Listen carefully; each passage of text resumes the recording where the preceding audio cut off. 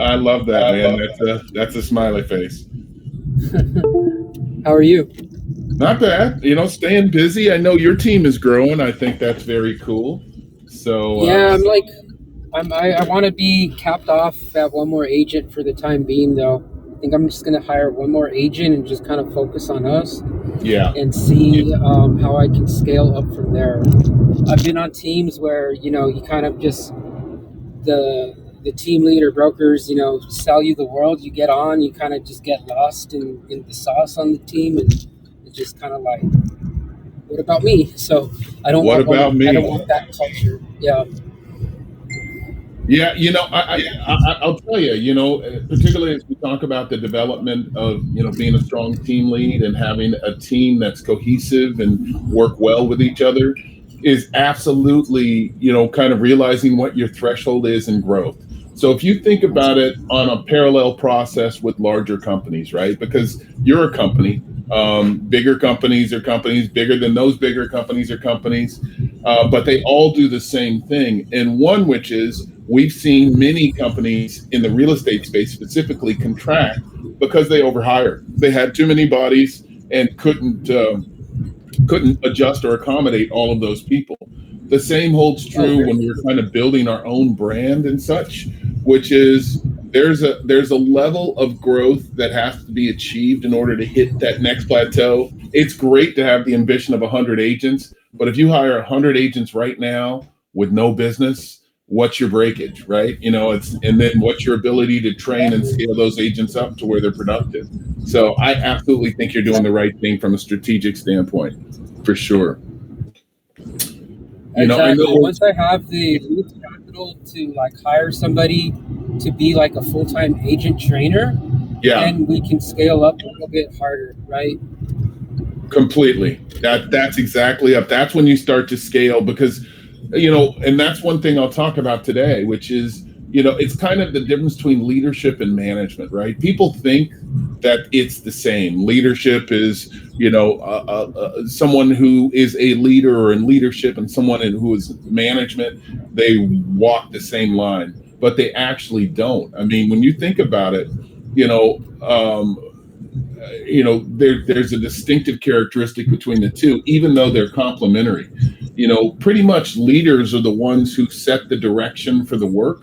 They're the ones who kind of, cast the vision, if you will, and they hire great people to help that vision be executed. And it's not like micromanaging that person to make it done. It's literally, Jovan, I'm hiring you because you've got skills in these things, and that it doesn't actually work that way.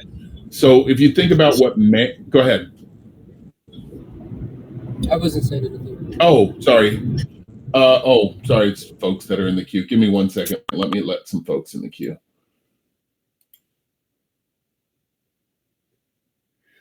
Good morning, Abdi. How are you? Angid, good morning. How are you? Good to have you in the room. I don't think I've had you before. There he is. Hey, Angid. How are you? By the way, Cortana sold. Morning, Dave. Congratulations. Yeah, I saw that. Yeah. Yay, finally, right?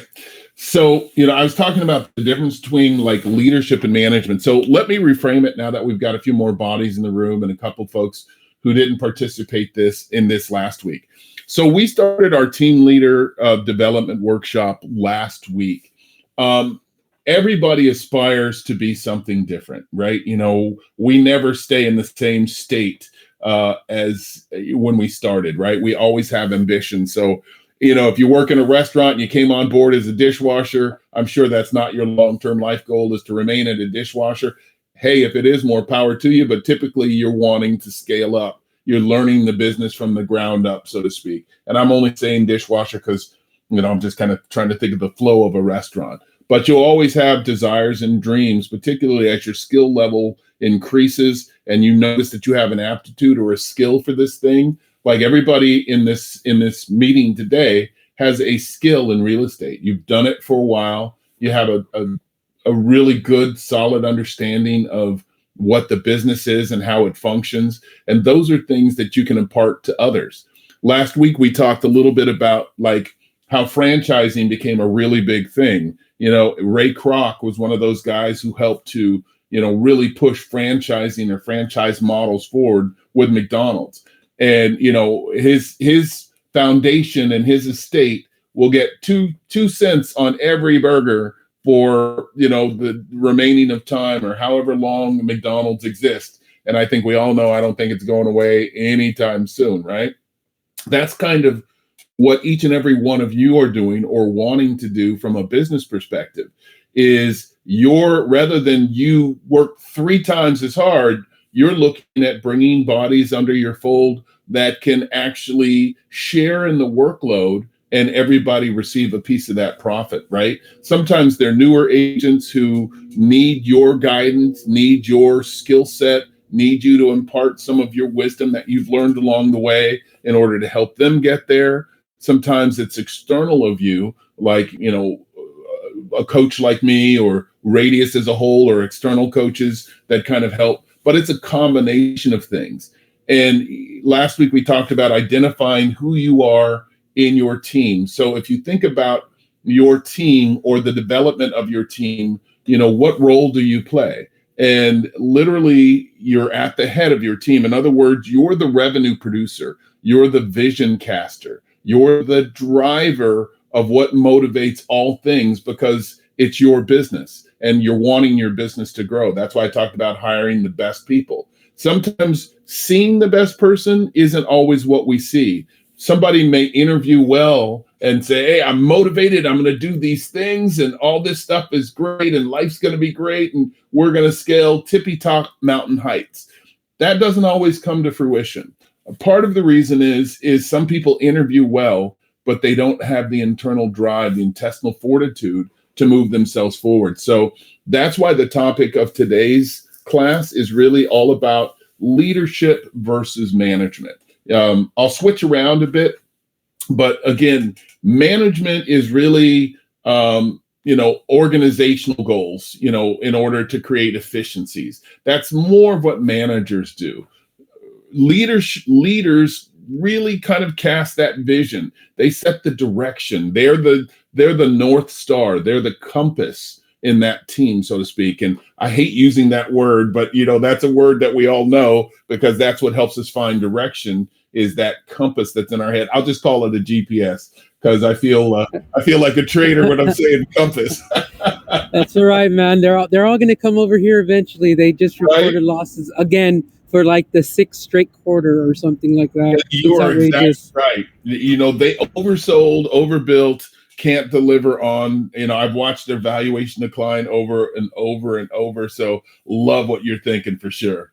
But as we look at our GPS, you know, we can also kind of tag in the responsibilities of people management that sits on our leadership hat or our leadership plate. Every adult person is very different. Every child person is very different. We all have commonalities, but the way we see and approach the world are very different, right? Are very different. And that's where people management and people development really come into play. So question for the group. Who thinks that it's managers who really shape people development and growth? Is it the manager or is it the leader? Oh, it's the leader, 100%. Which one is it? Manager is usually like, it's the leader that you know, inspires growth. The manager dictates, right? Because the manager is kind of there to manage. He takes cues from the leader and implements those plans. That is leadership. Absolutely. Am I wrong? No. Well, let's see. Abdi, what do you think? Is that it? You know, is what Jovan said kind of on point, or do you have a differing view? How do you see it? KD, were you asking me? Yeah.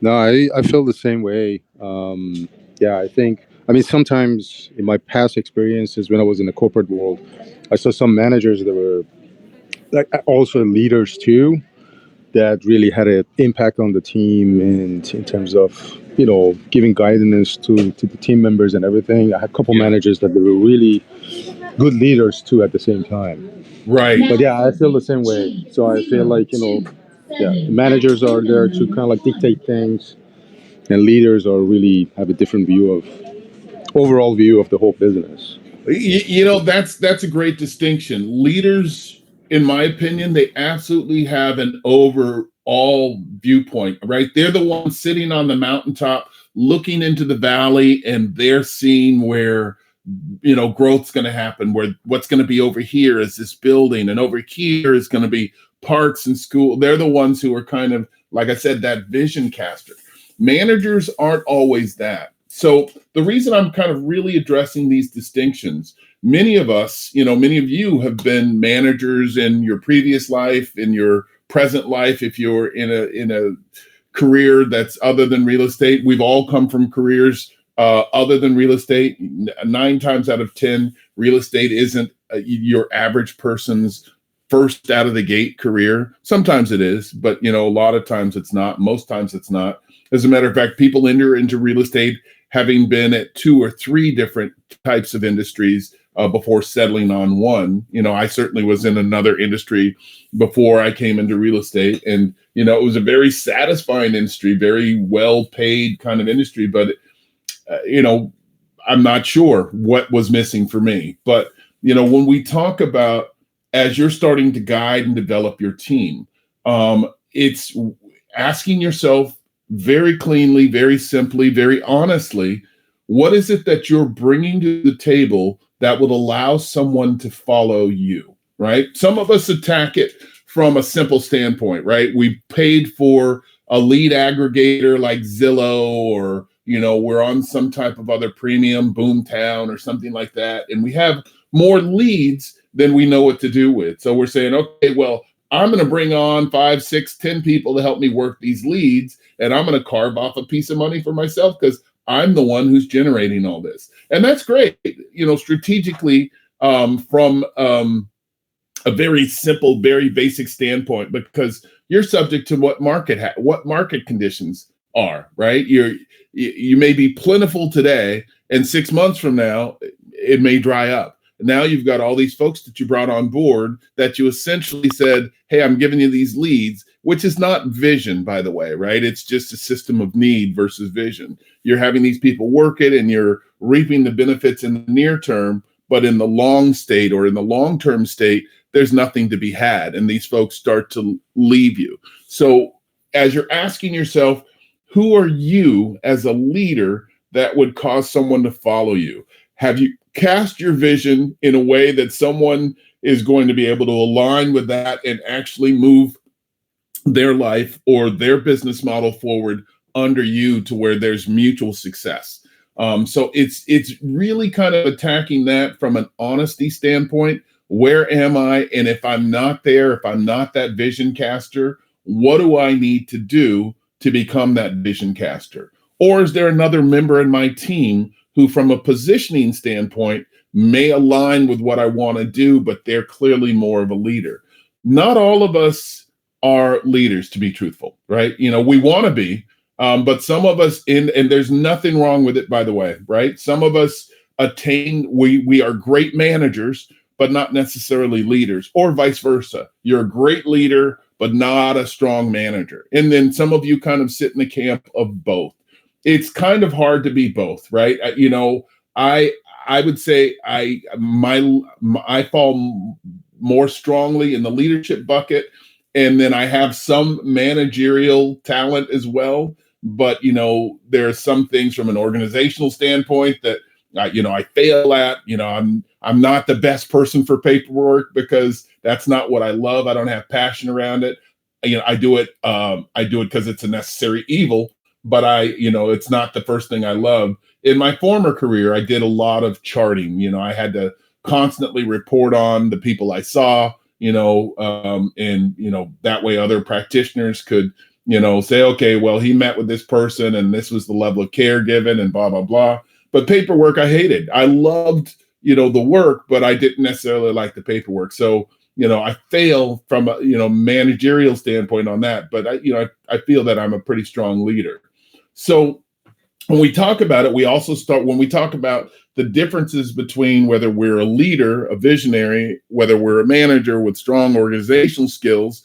It starts to address and speak to our personality, or what's called a trait theory. And trait theories are the earliest attempts to explain why leaders are who they are, why they're successful. Your Bill Gates, who, looking at the man, doesn't seem like this dynamic presence. Jeff Bezos doesn't seem like this dynamic presence, right?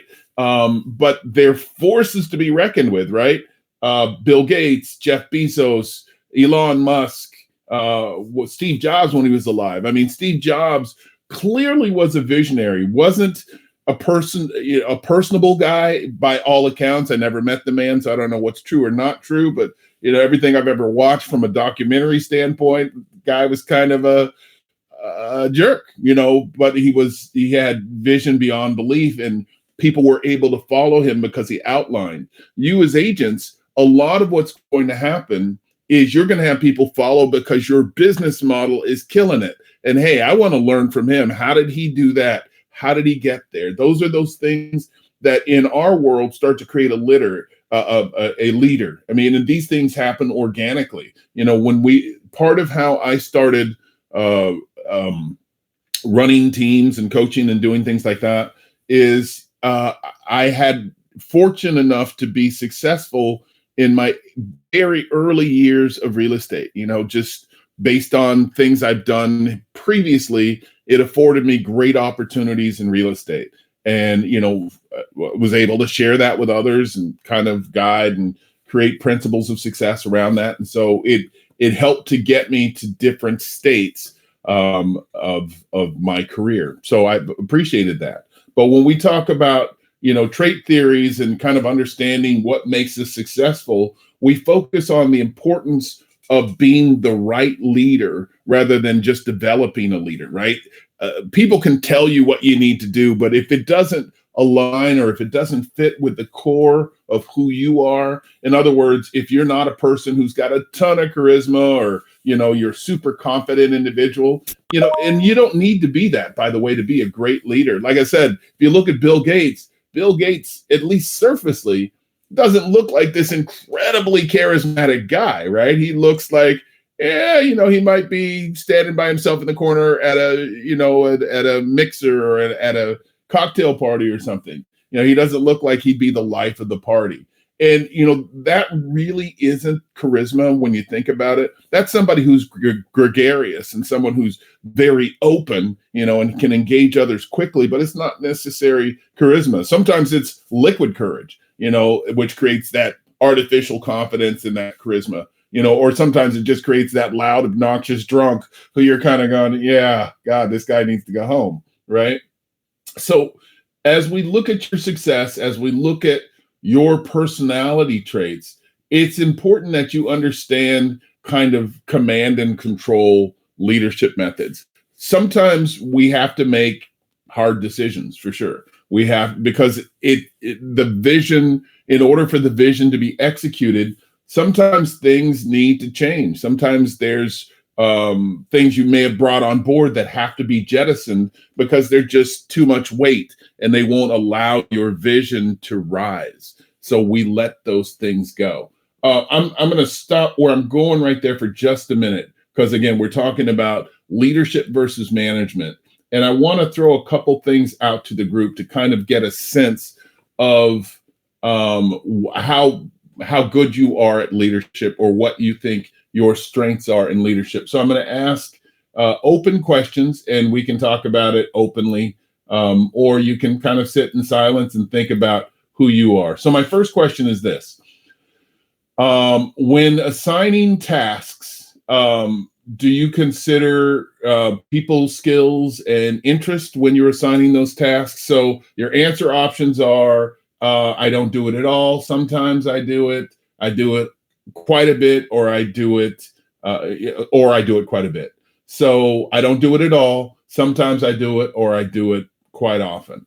So when you're assigning tasks to others, do you consider what that person's skills and interests are when you're assigning tasks? I don't take into account their I guess, skill set. Every agent on my team I know has the right amount of skill for the required task if I give them a task, and I will assign them tasks every day. Yeah, Okay. but So you I don't feel like that doing you it. I'd rather hire a manager to do this, but yeah, that's where I'm at. Okay, so when you said you feel like they have the right amount of skill to do the job, do you find that you have to look over their shoulder to make sure it gets done, or they're pretty self-sufficient and can self-guide to where the Right next now, it's like 50-50. I right? will check, right? I will see it on the CRM. If I don't Hmm. see that, they didn't log the call or text or email that one client that needed that follow-up, then they're Okay. going to get a phone call from me, and I'm going to be like, hey, what's going on? You didn't call this person. Oh, yeah, I didn't see the email or whatever. I'm like, okay, well, do you have a tech issue? Yeah, I think so. Come into the office. Let's get it figured out. And usually they don't. They just miss it. They just miss it. Okay. Anybody else?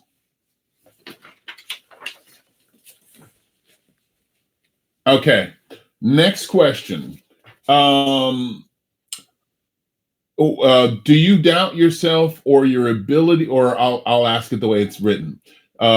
Next question would be, I doubt myself and my ability to succeed. Is that not at all? Is that sometimes? Is that often? Or is that very often?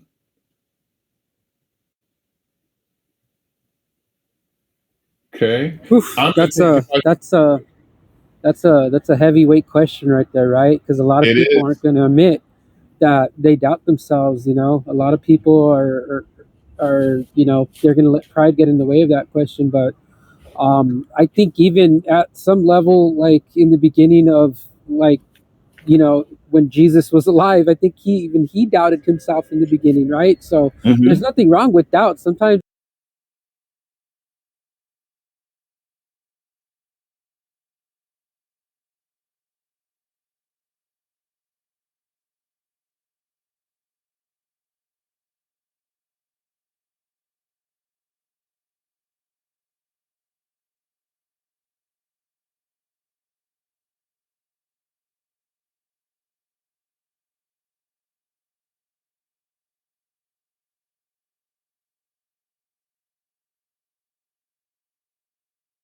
Anything that you do, if you don't critically assess it, and then you put out a product that's inferior, you're kicking yourself later on. So, okay. So we'll say sometimes on that. Everybody agree with that? We can sometimes say you doubt your ability to succeed. Yeah, I would say I definitely do that. Um, doubt myself, especially since I got into the real estate business. Hmm. There are a lot of times that I do doubt myself, but I kind of like learning to use that towards my advantage now, because I feel like when I start, sometimes I'm nervous about something, or if I'm doubting, can I do this, can I do that, I kind of like got the feeling that I actually do care about that particular task that I'm trying to do. Hmm. So I feel like, okay, now I really care. So how can I actually overcome that? How would I do a great job, get better at it, and things like that? Before I was kind of like getting nervous. Oh, can I do this? Like, maybe it's going to be difficult or this and that. But I'm kind of like learning to use that as some sort of a skill to, You, make it towards my advantage, basically. you brought up a great point on that, which is sometimes we process doubt as being self critical when in fact what we're looking at is how do I get to the next level? And we process that as doubt, right? Which is not doubt. That's literally you just formulating and process ideas for the next level of achievement. So, okay. So let's call that, sometimes on that, my ability to succeed. And you're right. When we're entering into a new industry or an industry that we haven't been in for a super long time, we always kind of look at it like, will I be able to make this thing work? Heck, if I opened up a restaurant tomorrow, I'd be worried every second of every hour of every day. I love to cook, but is that enough for me to really have a restaurant that people are going to frequent, right? So that's kind of the way it is with real estate. We look at the people who are practitioners or around us that may have been around for longer than we have, and we think, oh my God, I'll never be that guy or that girl or that person. How do I get there? We look at those kinds of things. All right, next question. I expect nothing less than exceptional results from people. Is that not at all? Is that sometimes? Is that often? Or is that very often? I know for me, that's very often.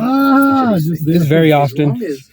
Yeah, very often, right? We're, especially those of us who are really determined people, self-motivated, entrepreneurial in our thinking, we tend to want the best out of others. And from a management perspective, sometimes that can be viewed as overbearing or condescending in many respects. In reality, we're so passionate about the things that we want to have happen, that it comes across to someone else as though, oh my God, I'm doing the best that, I can. And this person's pushing me to do these things.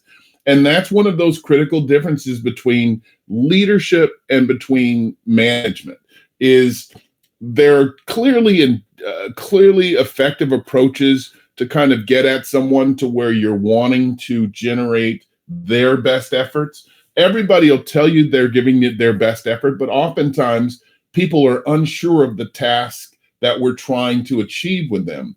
And, people work at a different pace than sometimes what we're used to. So it's a manner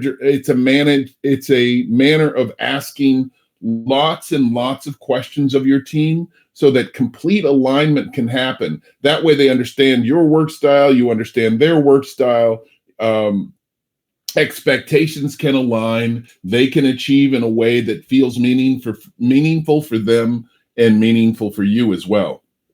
We tend to want to, like I said, duplicate ourselves. And so when people seem to fall short, we get frustrated around those events. That's why it feels like, you're micromanaging. You guys have all heard that term, things like that. But the truth is everybody works slightly differently. I'm sure many of you have been involved in sports or some other type of team activity. Sports is a good, clear indicator of leadership versus management.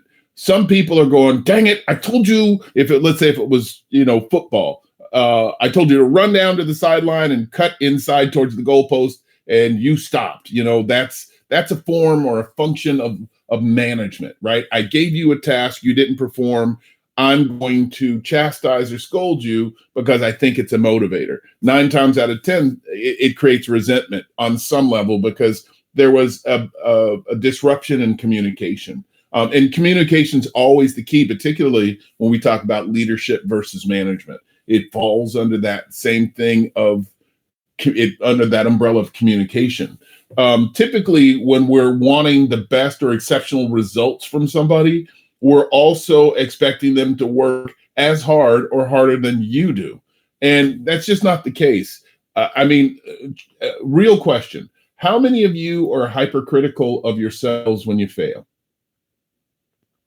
Super hypercritical when I fail. It's like I dig myself in a hole and I gotta literally climb myself out of it. It's annoying.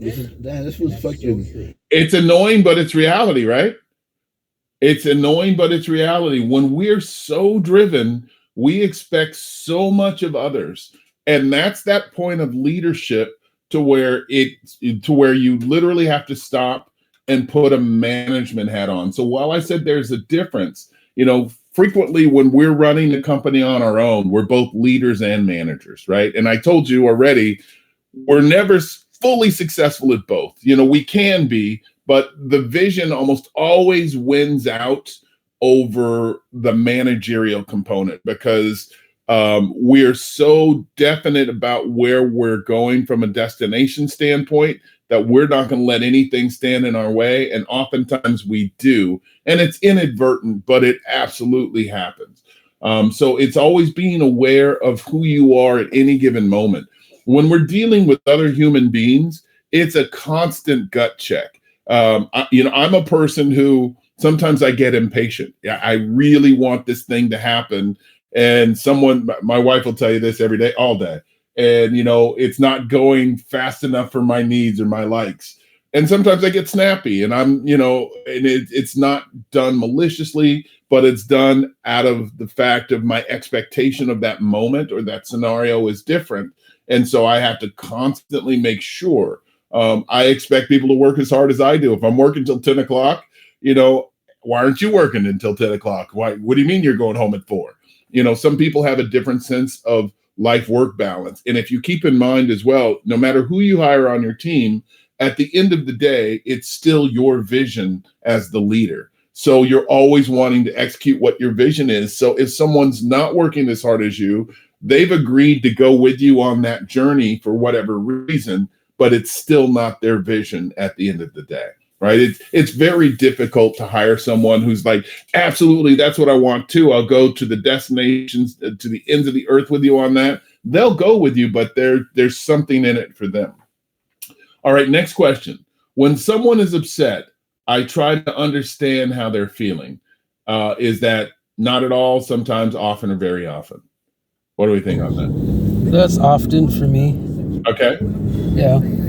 Okay. So it's a process of what's called empathy, right? We, as leaders, as managers, we're constantly exercising empathy. Again, you know, people habituate to sameness. And what that simply means is we look for people who are like us. That's true in business. That's true in life.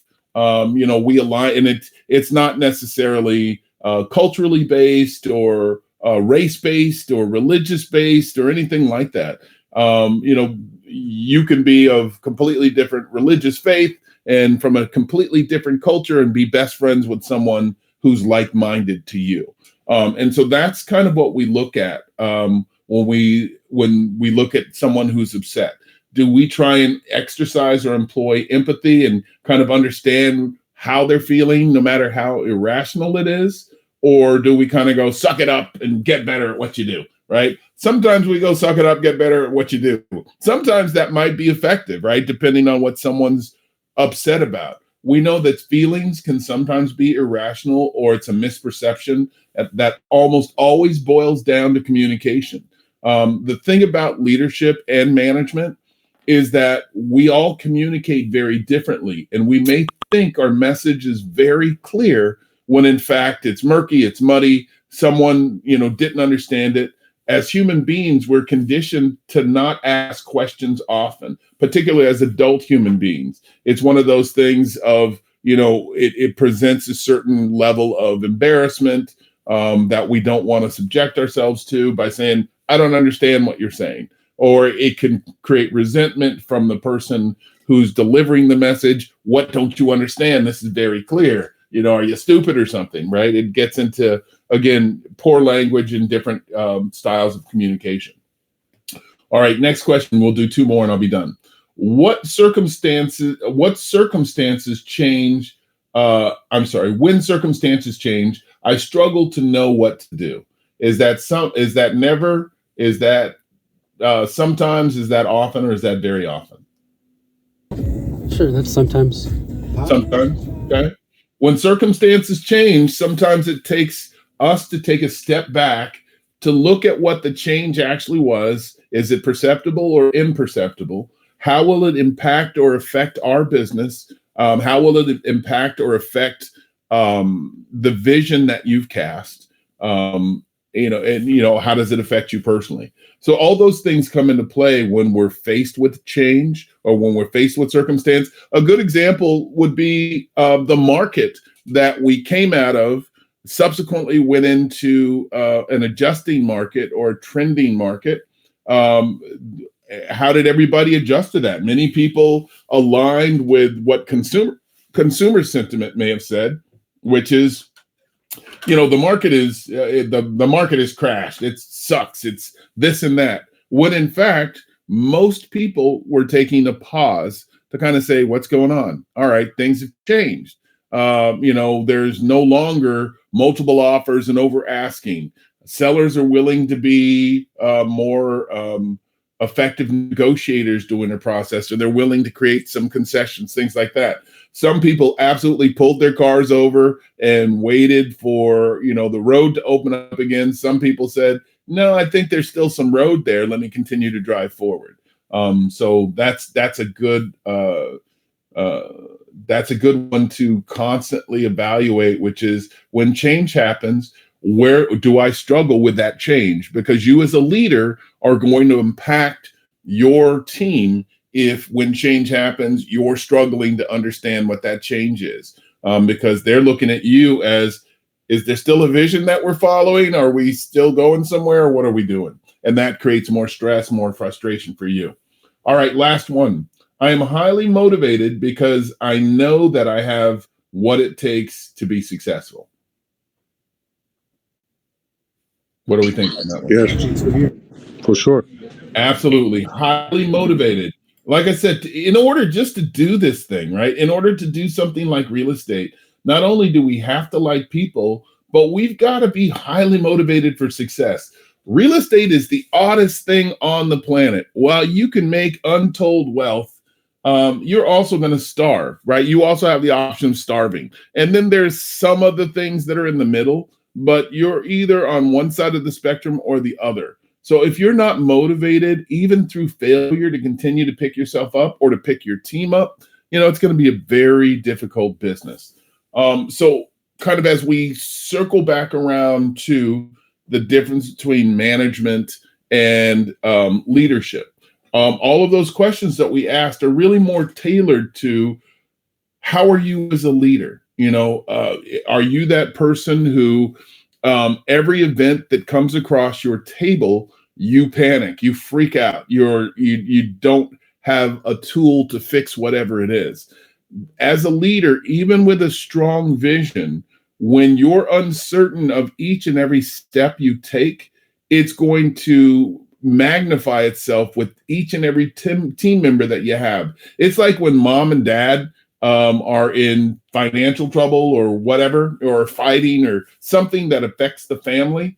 All of a sudden, the harmonious relationship that existed is threatened by this uncertainty that's created by the leadership vis-a-vis mom and dad, right? That's why mom and dad keep things from kids sometimes, because they don't want the kids to know, oh my God, this bus is about ready to come off the rails because we have no money to put new tires on, right? They don't know. And sometimes it's good for your team not to know. Sometimes it's necessary for your team to know, particularly if, it's something critical that could cause the crash of your team. 90% of the time, though, there are things as a leader that you hold internally to yourself in order to continue with the success of the team. It's discussed more along the lines with your closest confidence versus team members. The other thing, too, is sometimes we look at our team as our friends. And yes, they are. You're always friendly with everybody. But as a leader, it's particularly if it's somebody you didn't grow up with or something like that, it's very difficult to have a team of friends. Do you guys know what I mean by that? Have you had that experience yourselves? Sure. I think what you're trying to say is boundaries, right? It's boundaries, but it also is that fact of depending on if you're a leader or a manager, leading and managing have consequences. They have direct impacts on how people interact with us. And, as we get older and as we've solidified our personalities and our do's and don'ts, people sometimes have difficulty taking direction, typically from a leader whose vision is poor or for a manager whose style is brisk. And so we're telling people what to do, but we've made all these friends. Now there's a lack of alignment with who does what, because friends are going, I didn't think it was that big of a deal. Come on, we're buddies. We had beers last night. It makes your style or your process of leadership change significantly because the relationship dynamic is changed. And that's what we call hierarchy. When we talk about, the concept of a hierarchical process, it's not about, I'm telling you what to do, you damn well better do it kind of a thing. It's a distribution of activity.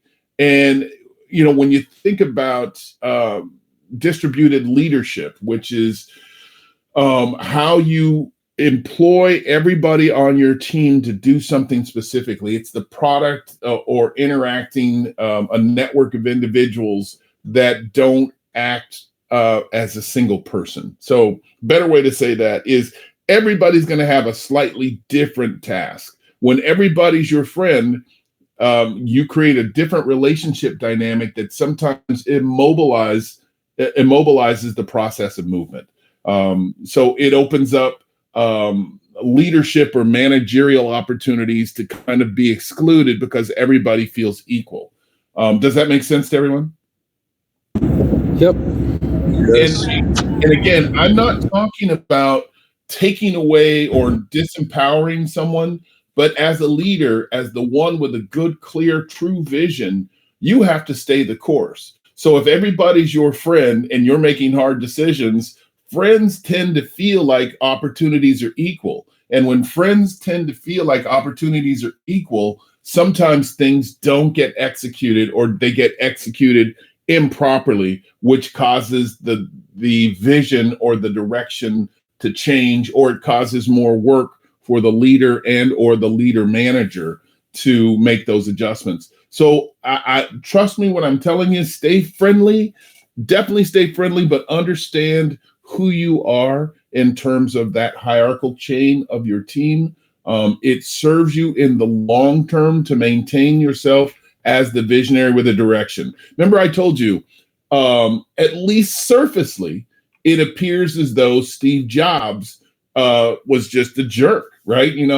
People. He did crappy things that caused people to have frustrations when they went home. Probably going home and cussing him out. That damn Steve Jobs, screw him, blah blah. He thinks he's just everything and blah blah blah. And that's when we get into, we're always looking for people to like us, right? That's kind of how we are as human beings. It's better to be liked than to be not liked. Sometimes as a leader, as a manager, your decisions may be unpopular. And those decisions that are unpopular, have to have a basis or a foundation in good, clear direction so that should there be any fallout around it, you can go back and say, look, I know you didn't like that, or it was necessary for me to do X because this is where we're trying to go, and these are the things that need to happen. Does that make sense? It helps you to realign them on the course that you've set forward. Okay. You're basically the guardian of the vision. You're the gatekeeper of that vision. And so when someone's going, oh, hey, but I'm going to run over that mountain real quick because that looks interesting to me, and that's not really on the path of the vision, it takes a little bit more time to course correct. Do you guys agree with that or disagree with that so far? Oh, 100%. Cool. Okay. So how do we become a better leader? You've heard me talk a lot now about leadership versus management. Clearly everyone here is more of a leader than a manager, which is absolutely that perfect kind of taste to be a to carry your vision forward. So there were these psychologists, decades ago. They were more social psychologists called John French and Bertram Raven, and they basically came up with six forms of power, 6 forms of what it takes to be a leader. And the first one was understanding your power. So it's always about understanding your power. But as we look at understanding our power, is our power legitimate? Is there enough risk reward analysis within that power to make someone compliant to your vision or direction? Are you an expert in that task that you're assigning to someone else to where they can recognize that you have a high level of skill or knowledge? Or are they the person that centers themselves as the expert in that particular scenario?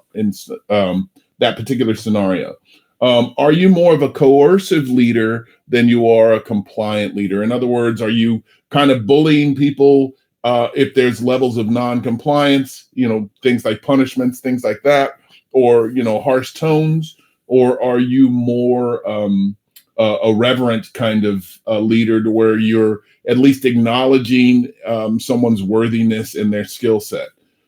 Things like that. So that's, kind of the core basis of understanding power. It's essentially those 5 bases of power: legitimacy, reward, expert, referent, or coercive.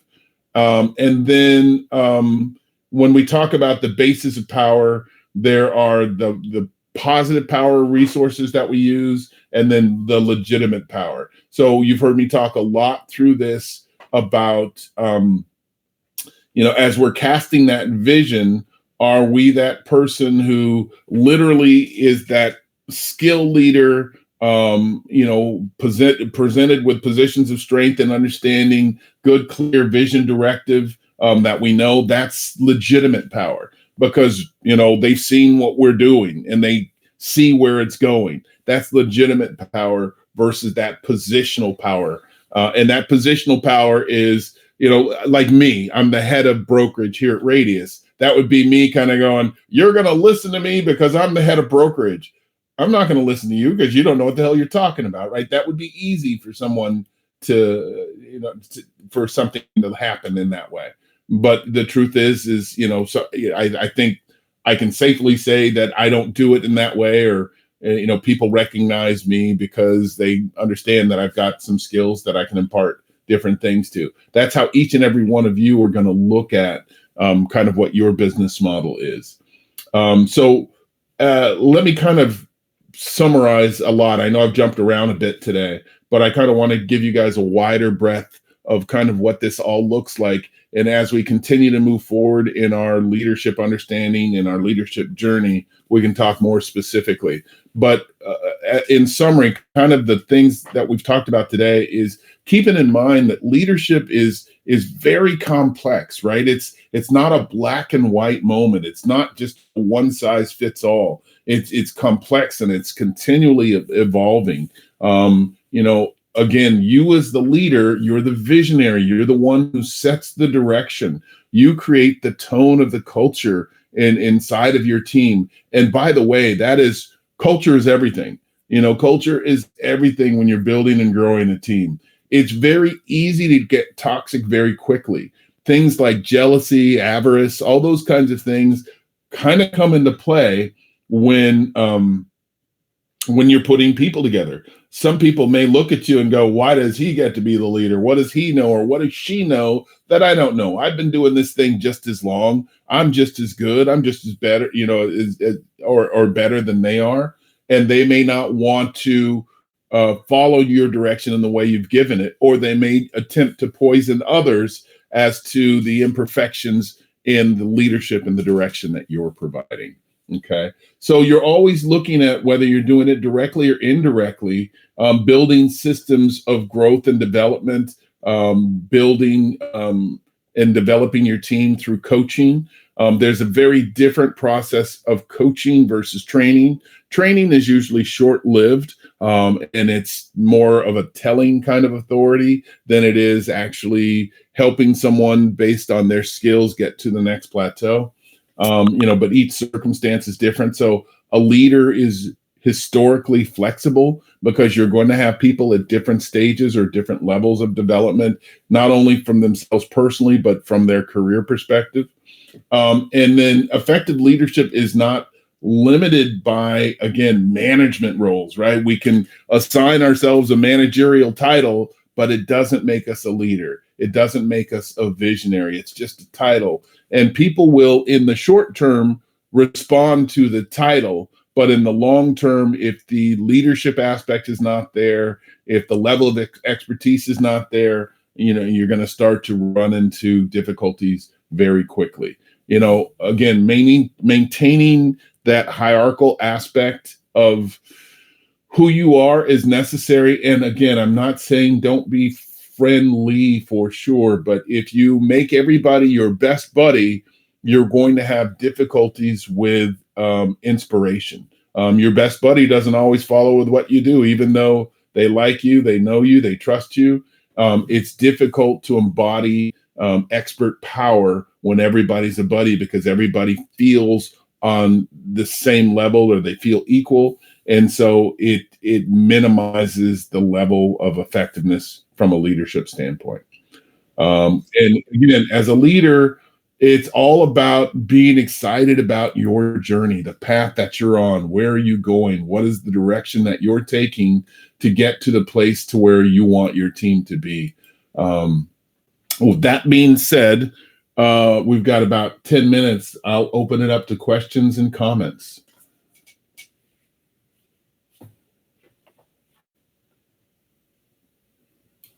So where do you guys all think you are on your team journey? So Jovan, I've talked with you a bit. You've already got some folks established on your team. What's been some of the pitfalls that you've run into as you're building this team, as you're, kind of taking yourself to the next level? Hey, Diana.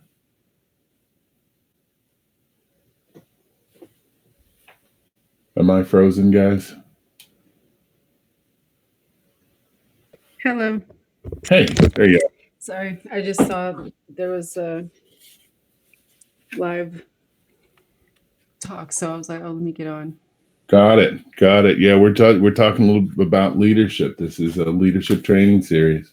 So, again, we've kind of covered a bit today, which is, understanding kind of where we are as leaders, or what, we're wanting to achieve, or what we want to have happen.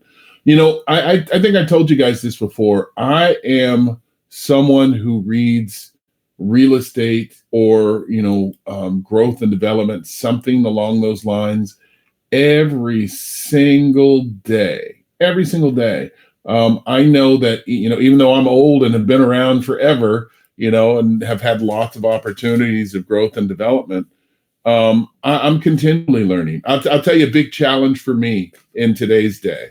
So, at my age, I'm a baby boomer, so that should give you guys a pretty good reference on kind of what my age is. But there are different styles of communication with someone who's my generation versus someone who is, let's say, a Gen Zer, right? I won't even say millennials. Millennials get picked on enough, but a Gen Zer is that person who's 26 and under. Folks that are just kind of coming into the world. I run into this quite a bit, only because things I've learned over time from different generations above me, they're consistent and fluid in my brain as I understand them. As I look at people who are coming up, there are subtle changes in how people interact, how people communicate.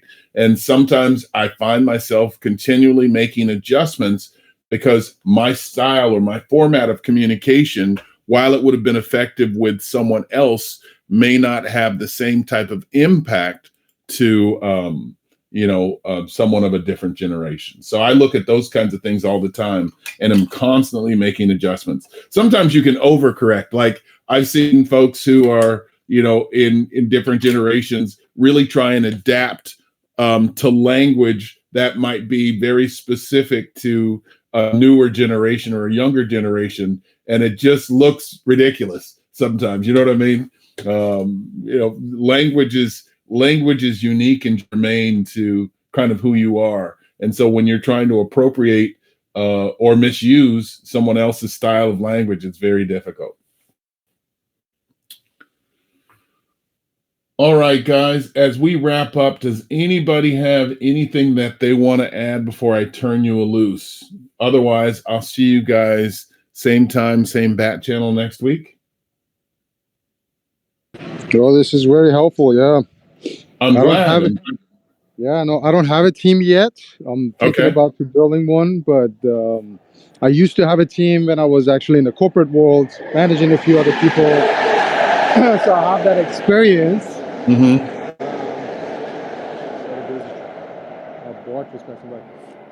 But yeah, I'm thinking to get it started on that. I really love to kind of like the team idea and everything. So, well, keep coming back, and we'll get through it.